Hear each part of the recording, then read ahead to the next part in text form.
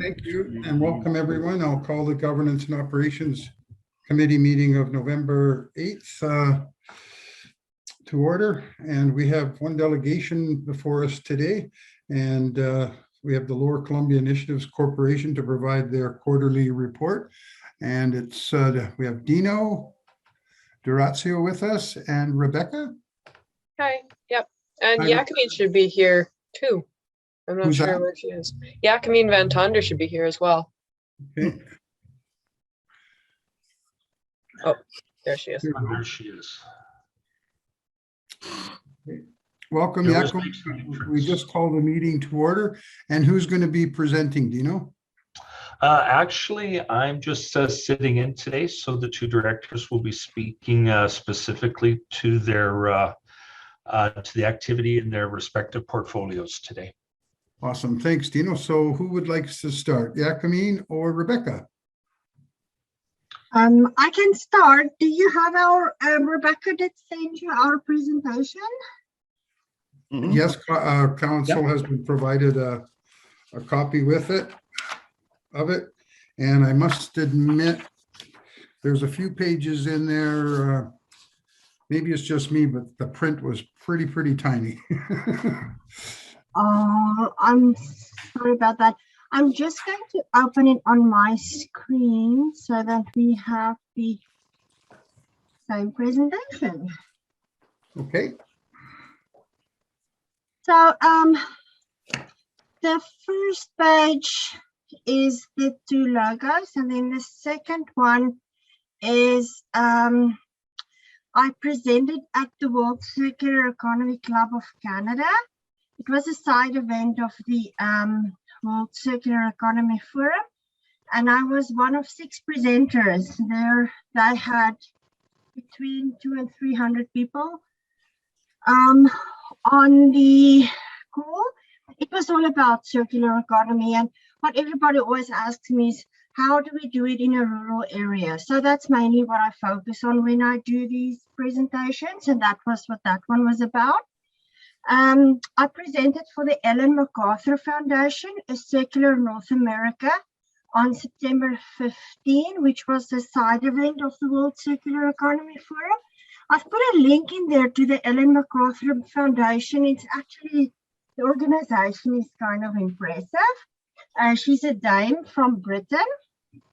And she started this foundation. She's actually, I think, Rebecca, correct me if I'm wrong, she's a Olympian sailor, I think. Yes. Yes. And then she started the Circular Economy Organization, and then I presented for them. They are very busy in the circular economy circles. And then I also presented at the World Circular Economy Forum itself for the federal government. They actually asked me. The topic was rural and remote communities, and there were 5 case studies. Metaltech Alley was the only one from North America that was there. I was the only presenter from North America, and we had 9,000 registrations from 160 countries.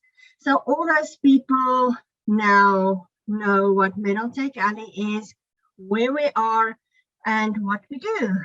So I think trail is on the map now, definitely. We also are working on doing a funding application with Pacifican. It was previously Western Diversification. It's the Jobs and Growth Fund in Western Canada. This is a federal grant application that we're doing. And they have specific lines in there for nonprofits and for circular economy. So that's the one that we're working on there. We're also working on Circular Economy Leadership Canada for a funding application at the Strategic Innovation Fund. So we've submitted a statement of interest. We've submitted the answers to their additional questions, and we're waiting for the outcome from the federal government. The reason why this one is delayed is because of the federal election. So they have to get all their ducks in a row first. before they can make a decision about that. So hopefully that one will come through. That's a $49 million ask for the Leadership Canada, and some of that work we're going to do right here in this area. So that one we're very excited about, and we really hope the federal government will get their ducks in a row now so that we can get that money. The next slide was just a letter that I attached, which I got from the federal government about the presentation that I did at the World Circular Economy Forum. And I just say thank you for sharing the wonderful work that you do through Metaltech ALLEY to create a circular economy for metals and minerals in a rural area. We appreciated your emphasis on the importance of cross-sector collaboration and the advantages of smaller communities in making transformative change. You brought a unique perspective to the discussion, which will inspire listeners to take place-based approach towards circularity. So, yeah, that was quite the email that we got. I was really happy to get that recognition from them for the work that we are doing here, and seeing that they recognize what we do. And yeah, we are doing this. So Rebecca, with that, I'm going to hand it over to you. Thanks, Yasmin. So then on the LCIC side, I have been assisting Yasmin with the grant applications that she's mentioned to bring in more money for Metaltech ALLEY. But I've been doing some other projects as well. So there's the Supply Chain Resiliency Project, and we just released our report on October 14th, and there's a link there in the presentation if you're interested in reading the full report. And we just hosted a business information session on October 28th. And this was intended to give an overview of the research, as well as introducing the attending businesses and other economic development practitioners to the support that we will be offering to businesses for free, which is a chance to work with supply chain management consultants. So we're bringing in expertise to the area for businesses that they can access free of cost to improve their strategies around supply chain. So this is a process that's just starting. We will be sending out the recording of the business information session, and the businesses can apply through a link and a form, and then they'll be interviewed by the consultants, and it'll go from there. So I will have more of an update on results of that for you probably in the winter or spring time, just depending on how long these consultants go on for. And for this project, we received funding from ETSI-BC, so that's the Economic Trust of the Southern Interior, as well as Can Exports Canada. So that covers the costs of the consultants. And we are hoping that the CBT will also support this project, but I'm still waiting to hear whether they're interested in doing that. So that's the Supply Chain Resiliency Project. And on the immigration program side, the Rural and Northern Immigration Pilot, which is aimed to support businesses who want to retain international employees, as well as help immigrants gain their permanent residency, has been going very well. 30 businesses in Trail alone have used this program, so it's had a really good uptake here. And I think almost all of those businesses have been successful in their applications of getting their employees permanent residence. So this is really good. I'm now the chair of the steering committee for this program, and I will be working on increasing the uptake of this program in the region more generally, making sure that businesses are aware that this is an option for them. And we are also seeking funding from ETSI-BC. There's one more year on this pilot, 2022, and we need the coordinator position to be maintained in order to provide the same level of service. So we have asked them for some funding to support that. And some other activities. The LCIC has been assisting Community Futures with their Economic Resiliency Action Plan. We've completed one portion of that plan, which is the Economic Impact Assessment Plan. So in the event of an economic disruption, we, the LCIC, would work with Selkirk College on doing an economic impact assessment in the area. And I think Community Futures intends to complete this plan by the end of the month, is my understanding. We are also working towards a new cost-benefit assessment between the Juanita Bridge border crossing there and the Patterson border crossing. The 2005 study was completed quite a while ago, and we feel like it's worth reconsidering what the cost benefits between these two crossings are. So it will be quite a focused assessment, and we're pleased that various businesses in the area have indicated that they will financially support the cost of taking on such a study. So it's early days, but this is something that we would like to pursue to get up-to-date data on that. And we are currently working with Selkirk College. We want to do an employment lands inventory in 2022. So we're going to be hiring a MyTax student intern to help us complete that project through Selkirk College. And just a few weeks ago, I was interviewed with some consultants from Deloitte that were working for the BC Ministry of Citizen Services. They were looking for information on connectivity barriers in the region. So I gave them some information about that. And I hope to be doing more connectivity advocacy work in the future, but as I'm sure you're all aware, it's a fairly complicated issue. So it's a matter of finding kind of the best way forward on that. So that's the LCIC report. And I think that the president from the LCCDTS was supposed to be here this afternoon, but I think there's been a miscommunication. So if there's still time, I could quickly go through the LCCDTS items.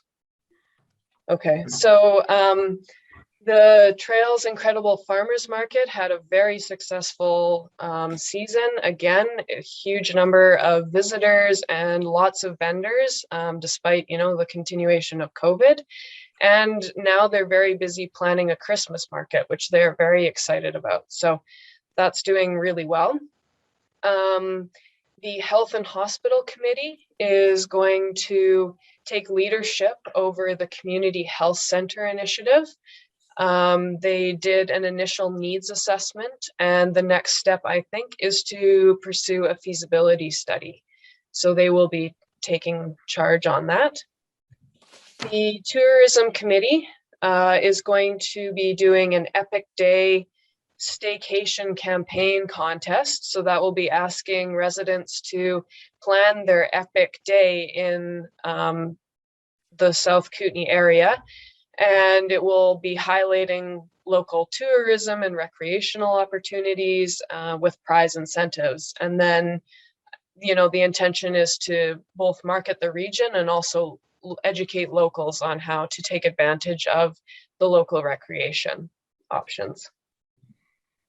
And the Attainable Housing Committee, the Roslyn Midtown project is going to have a roof by December. They are continuing to assist Fruitvale with the elementary school redevelopment. And they are continuing to support the Supportive Housing Working Group.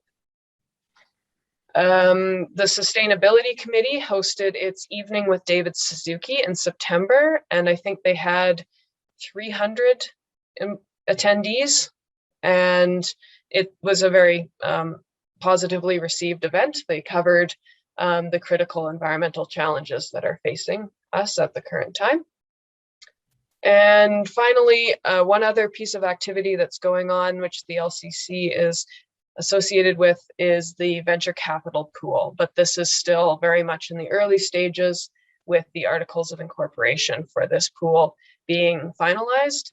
the intention, I understand it, is to be providing local entrepreneurs with seed funding to start businesses here. So a very much a local investment in local businesses kind of operation.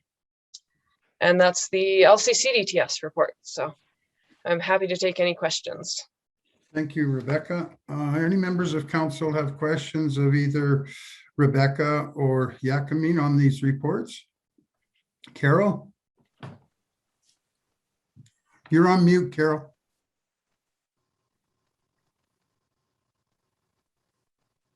Still on mute. Mute. There you go. I'm not minute rice, Councillor Santori. You're what? I'm not minute rice. This is for Rebecca. Rebecca, could you explain the difference to me when you're talking about the articles of incorporation for the venture capital pool? What is the difference between that funding support and the funding that they get through? Community Futures? Thank you. Yes, through Community Futures. Well, I believe that this funding pool will be entirely private. So Community Futures gets its loan capital from Western Diversification, and they're basically mandated to provide loans to local entrepreneurs using this funding. Whereas this Kootenay Venture Capital Pool is going to be an opportunity for private investors. So not sure if you're familiar with the angel investor concept, but basically people who have money that they want to invest in companies get an opportunity to view different companies that apply for funding, but it's entirely private investment. Yeah, I know what you're speaking about now. Thank you. Yep. Any other questions? No. Okay, if not, I have one of Rebecca. Maybe you can elaborate on the type of service or what the supply chain resiliency project is. I mean, it's a global supply chain issue, and I'm just curious as to what impact or what value we would bring to the table to solving a global crisis as far as supply chain is concerned. Yeah, I mean, we certainly. Dino probably knows more about the supply chain and not being able to get inventory. Yeah, Especially for tarps. sure. You're out of tarps, Dino, totally out of tarps. Yeah, so I mean, we're certainly not aiming to like solve global supply chain problems by having some consultants come and talk to businesses here. But really what we want to do is provide local businesses with the opportunity to, if they want to improve their supply chain management practices, right? So, I mean, I don't pretend to be a supply chain management expert myself, but it seemed to me that based on the impact that COVID had, is there a need for businesses to look at their own supply chain and procurement, as well as, you know, it extends on both sides of the business. So what their supply is and also what their export is. Is there room for consultants to provide useful strategy and advice on different kinds of managing ways of managing supply chain practices? So it's it will be interesting to see. Honestly, this is a bit of an experiment. This is the first time I can see of this kind of service being provided to businesses locally. There are the Basin Business Advisors, which provide like quite a wide range of services to businesses, but this is more targeted and it's bringing in experts with a wider range of experience with bigger companies that work with globally impacted supply chains. So that's kind of my intention, but I will confess that this is something that I'm just trying. I want to see whether or not this is useful for businesses and if it is something that they want to engage with. Okay, thank you. And if I could add to that as well, I think, yes, I'm out of tarps, I will admit it. If there's one thing we've learned over the last year and a half or so, is a lot of businesses don't understand how to adapt or where to start with operating under these new circumstances. And I think the service that Rebecca's alluding to will give people at least a resource where they can rethink their own business supply approach. So a pretty valuable resource, I would think. And something too that I think is often challenging for businesses to access, because consultants can cost an arm and a leg. So I think it's kind of a neat chance for businesses to access something that they normally may not be able to fit into their operational costs. Okay, thank you, Rebecca. I have one more question, but does any other council member have any other questions? Go ahead, Paul. Rebecca, underneath that section 2, you just have a comment here about Trail and District Chamber of Commerce. Could you elaborate on the meeting that happened? Yeah, we just had our first meeting. That was us and the chamber, as well as, oh, sorry, you're referring to my report. Yeah. Sorry, there's two different things I'm working off Okay. of here. Yes, so Dino, and I think he could probably speak in more detail about this, but Dino met with Doug Jones and Greg Richards to discuss how the chamber and the LCIC and the LCCDTS can work together. And by all accounts, it was very positive. Dino, did you want to add to that? Honestly, it was very, very positive. And actually, the 3 chairs, we've made a commitment to meet quarterly, even if it's just for a coffee. But we think there's a lot of opportunity to leverage the 3 distinct things that we do. And I would say that probably communication is something that needed to be improved on, and a commitment's been made by the 3 organizations to do that. So really positive. Mm-hmm. And we just sat down with the chamber and Community Futures and the LCCDTS on Friday there to have our first meeting to prepare for the presentation that we will make to elected officials this winter. Great, thank you.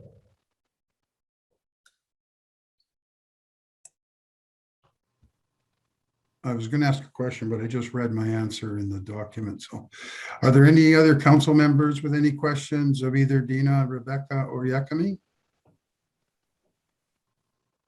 Okay, well, not hearing any. Thank you, Rebecca and Yakami and Dino for the report. And yeah, that'll conclude this portion of the delegations, and we'll move on to the next item on the agenda. Thanks again, all of you. All right, thank you for your time. Bye. Bye now. Bye. Thanks a lot.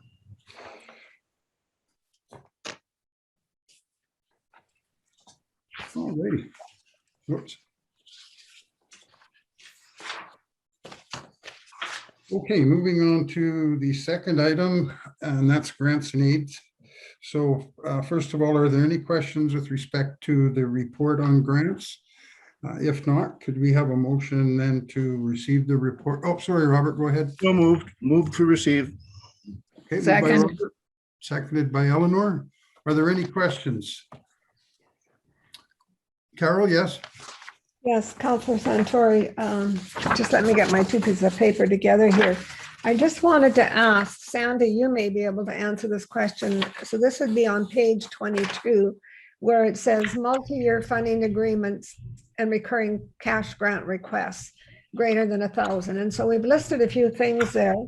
And so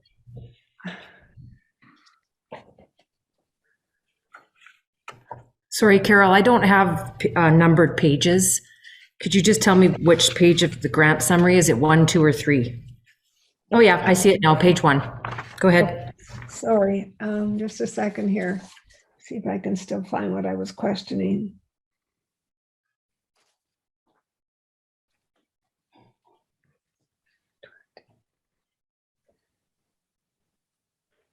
Okay, so on that first page where we had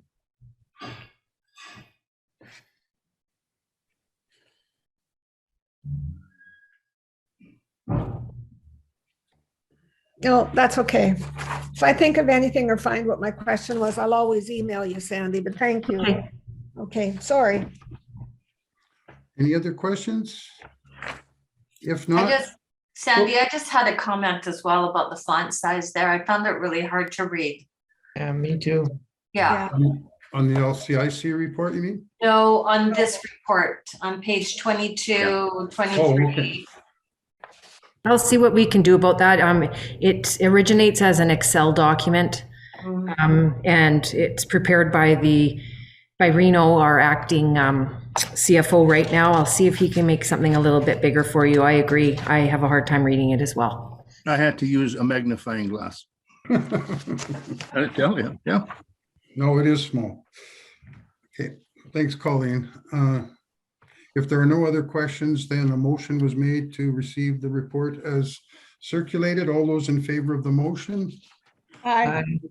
Opposed? Motion is carried. The next item on the agenda is an application for a cash grant in the amount of $1,100 for the installation of a plaque. And who wants to start any discussion on this one? Sandy, can I start it, Sandy? Absolutely. Go ahead, Eleanor. Yeah. Okay. I read this several times. Where does she want this plaque? I know she wants it on a rock, but where is it situated? I could probably give some information on that if that's okay with you, Chair Santori. Go ahead. Yeah.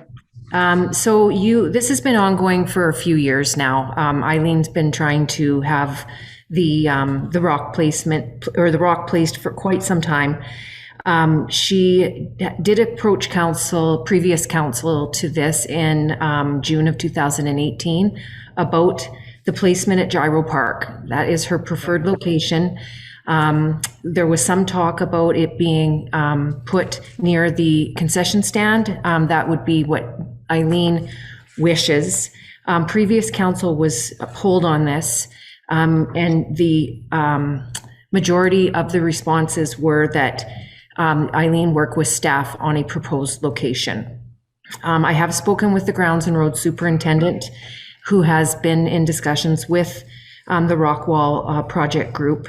And he is prepared to work with them to find a suitable location that works for the city in terms of the irrigation lines that are at Gyro, as well as mowing and things like that they have to take into consideration. However, I'm sure you're aware of the significant project that this group undertook at Gyro this year, that they refer to as the bleachers. It really turned out lovely, and they want to have this plaque placed as close as possible to a rock wall. And so that's why they've chosen the location as close as possible to the gazebo. Okay, thanks. Or sorry, gazebo / concession building. Any other questions? Robert? Robert, go ahead. Lisa had her hand up first. It doesn't matter. I'm definitely in favor of this, but I just wanted to note that it's not truly a cash contribution. When we set our budget, we have cash and we also have in kind. And I would suggest that this may be a bit more of an in kind because it's an offset of the work is going to be done mainly by our Public Works Department, but I don't think it matters the decision making. But just to note that I do not believe with this application that we're taking $6,100 and giving it to someone else. We're offsetting internal costs of getting the work done. Okay. That's correct. And from discussions with the Grounds and Roads Superintendent, it's unlikely the work will take place this year because it's getting late in terms of pouring concrete and things like that. Robert? Well, that was my question. I would not be prepared to spend $6,100 to put a rock and then put the plaque on it. But as you explained now, I move approval. Okay, I'll second that. Second. Are there any other discussion? Well, Go so ahead. just a quick question. So then, I mean, I'm in approval of this. I just wanted to know, do we have an idea of what the plaque itself is going to cost outside of the labor that we're providing? I think the plaque is already purchased. Sorry? The plaque is already purchased. There's a picture of it in the packet. But there is one change that needs to be made to the plaque. It's on page 33 of 40. Mhm. Mr. D. Domenico has recently passed away, so I think when Eileen speaks about an adjustment to the plaque, they're probably speaking about putting a year of death for Mr. D. Domenico on the plaque. But it's already made. Okay, thank you. I actually thought this was the plaque that they were wanting to get. Okay, I'm good. Any other questions? Nope. Okay, not hearing any. All those in favor of the motion? Opposed? The motion is carried. And I believe that's it for the formal agenda. Colleen, I got an email. Did you want to bring something else up today? Yes, I did, but I'm going to, it was the email that I sent to all the counselors about the new bus exchange proposal for downtown trail. And it was specifically about option 2. Okay. Right. Okay. My concern at this point is there a conflict of interest for me to speak on this? And I'll refer to the chair on this because I don't know. If there's a conflict of interest, then I'll just delay my report until the next meeting, and I'll have someone from this group come and speak about it. Okay. With respect to the conflict of interest, Colleen, I don't think it's for me to judge whether or not you're in conflict. If you believe it yourself that it's real or perceived, then you may want to recuse yourself, but I don't think it's up to the chair for me to decide whether it's a conflict, although I know what you're referring to. But Yeah. if you feel that you have a real or perceived conflict, then it would be your obligation, if that's the way you feel that there's a potential conflict, then chances are it is, or it might be, and then that's when you may want to recuse yourself. Okay. Before this we carry on though, unless I misinterpreted the end of that meeting with respect to the locations, council did not approve of any locations yet. This was just one of the options that was put forward out of I believe there was 3 options that were presented to council, right? Right. Yeah. And I do understand I was actually asked to sign a petition today. So I mean, Well, I guess, okay. You know, I wanted to make sure that this report got to council. That was the most important thing for me. And I just want to say that this group is being really proactive in the work that they're doing out of concerns for their businesses. And I won't say any more because I am concerned about a conflict of interest, and yeah. Okay. I'm okay to move it forward to the next meeting. Thank you though for that information and understanding. Sandy, Robert, Yeah. they were told that quite clearly, and it's quite clear in the minutes anyways, that there's an option. What I wanted to ask though, is we still have to go through the hearing, correct, Sandy? Lucchini? That's correct. Okay. So we'll wait till then. I think we should probably wait until that hearing's done and then make decisions. But in terms of the regional district, there's no problem on either options. I mean, the option is up to the city of Trail. It's not up to the regional district. It's specifically up to the city of Trail. So that has to be understood. And I told them that too. Thank you. Okay, thanks, Robert. Sandy? I just wanted to add that what BC Transit is proceeding with at this time is not a hearing. They are proceeding with a public consultation process that I understand will be getting underway around late November and concluding in the new year. So there will be lots of opportunity for anyone in opposition to voice their concerns directly to BC Transit, who will then present the results of the public consultation to council. Okay, one quick question, if I may. So that public consultation, will that include these small businesses on Cedar Avenue and the other streets? Okay. Thank you. It will include every business in Downtown Trail, and I understand prior to Michelle's departure on her vacation, that she provided all of the contact information to BC Transit, so that process is starting. Okay, good. Good. Okay, well, now I've got a question. I don't want to put you on the spot, Sandy, but I have a question with respect to process. If it is unanimous or the majority of council does not want option 2 in any way, shape, or form, then why are they consulting on an option that this council doesn't support? Well, when the options were presented to council previously, the resolution of council was to proceed with public consultation regarding options 2 and 3, I believe. Yeah, exactly. And I understand that, but why would we want to create angst amongst the community and or business owners for something that in all likelihood we're not going to approve anyways? It just seems that, you'd think it would come to council first and say, look, these are the 3 options, and are there any of these options you do not want us to pursue? So for those of us that don't approve of that, or it should have gone, in my opinion, to a vote then and said, well, look, we're not even going to entertain option 2.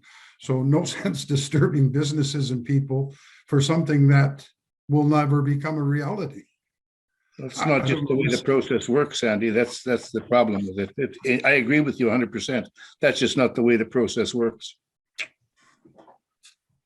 Okay, well. Well, I'll remind you again that the resolution of council was to request BC Transit to conduct public consultation with respect to those 2 options. That was council's direction. So if your direction is different, then you need to say so. Right. So, Lisa. Robert, maybe you can clarify this. For a project such as this, which is a BC Transit / regional district project, it's not a City of Trail project. We are having to provide some level of approval because it is within our city boundaries where the stop is going to be. Is it, and maybe this is a Michelle question when she comes back, is it possible to go through to make a decision of this nature for the city council itself to make a decision choosing an option or exclude, well, we did exclude an option, so choosing an option without a public consultation, or is public consultation mandatory because it is a government process? I can't answer that. As far as I know, the only public consultation is mandatory now is because we made that motion.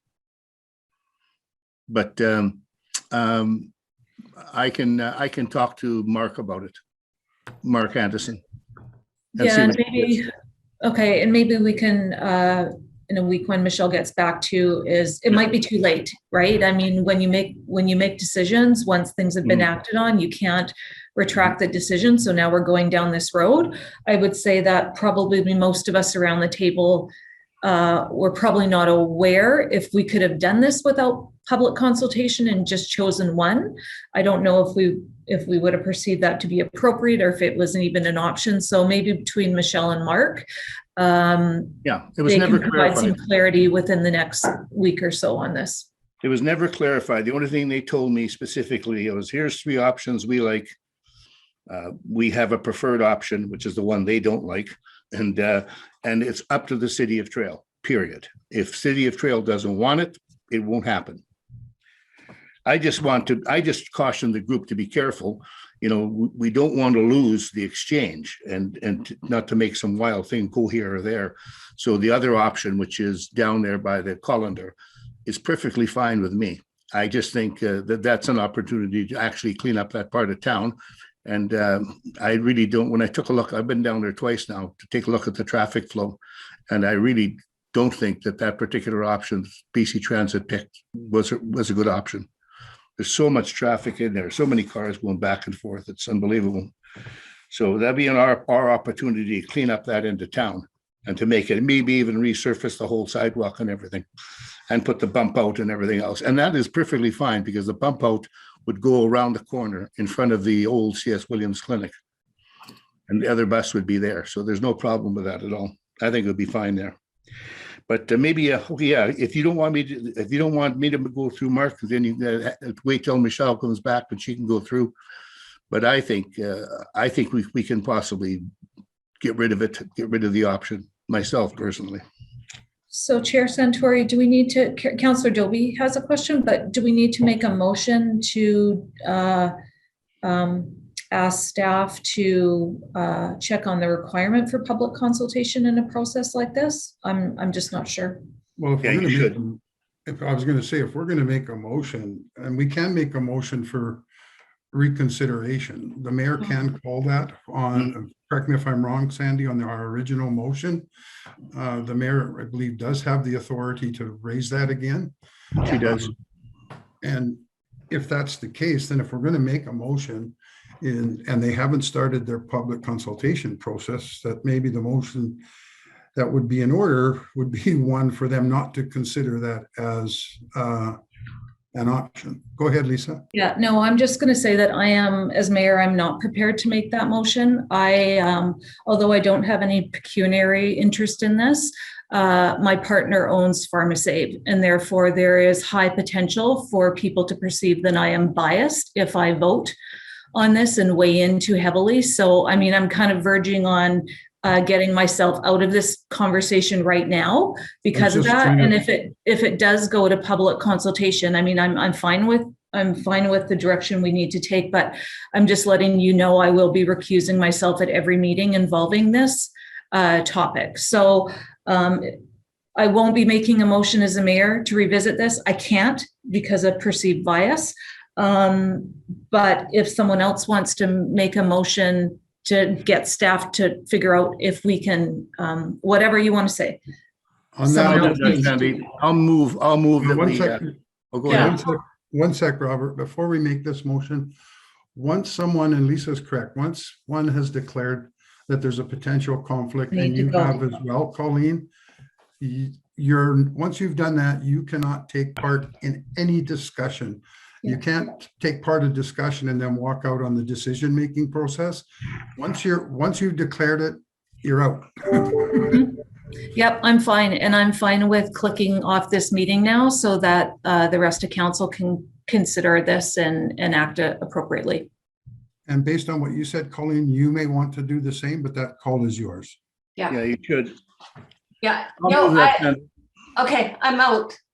Okay, you guys go out and I'll make the motion then. Okay. Just a I'll sec. move that to be direct staff to, Hold on. I had my hand up a long time ago. Okay, and this is a question for you, Councillor Kashoni.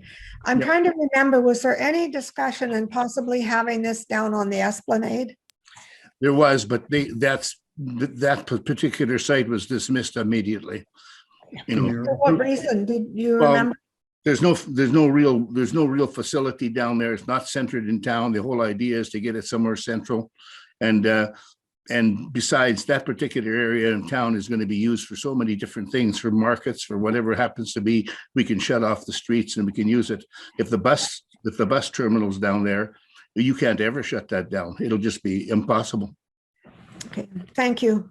Yeah, and they said no. But I'll make that motion, Sandy, that we direct staff to determine whether or not we have the ability to make a motion to eliminate the option number 2 and simply go with the option number, well, the one down at Cedar and by the Colander. And the Robert, staff can determine that. Can I make a suggestion, though, Robert? Go ahead. Rather than us coming back twice, why don't we just make the motion that council wants to remove Cedar Avenue as an option, and then if they come back and say you can't, then we can't. I just think it would save us a month of time. That's fine. I'll make that then. Remove option 2 then. From the consultation process. From the consultation process. Okay, So that do we have a second? Do we have a There's second? no consultation then. Second, And that way, Sandy, there's no consultation. The other one they don't want anyways. The other, so we only have one option. Okay, do we have a second? Yeah, Carol seconded. Okay, thanks, Carol. Any further discussion or questions on this? But I would ask that if staff should clarify that still with the administration down there. And Okay. I'll follow up on it too, but nevertheless, it should be done by staff. Thank you. Thanks, Robert. All those in favor? I Opposed? The motion is carried. unanimously, you can report. Could I have a motion to adjourn the meeting and then we'll reconvene with closed in about 14 minutes? You betcha. Move to adjourn. No, no, no, no. just- Oh, no. Oh, sorry. None. Go ahead, Carol. I didn't see you. Okay, sorry. I just wanted to speak a little for a few minutes on the market. So I'm going to piggyback here a little bit on Rebecca Richards, what she had to say. At the very last market this year, which was at the end of October, we had over 2,100 people in attendance, which is quite record breaking. During this summer market, they started the Team Cooking Club, and we have had a fabulous response to that. At the December 10th and 11th Christmas market, which is going to be the largest indoor farmers market in the West Kootenay this fall. And so far we have 70 vendors signed up to be participants. And also when I spoke about the Team Cooking Club, I believe we have 2 vendors that went through that, 2 young teens that are going to be putting up a market as a market vendor. So a lot of great positive things have come out of the market this year. Kudos to Gina and all her team.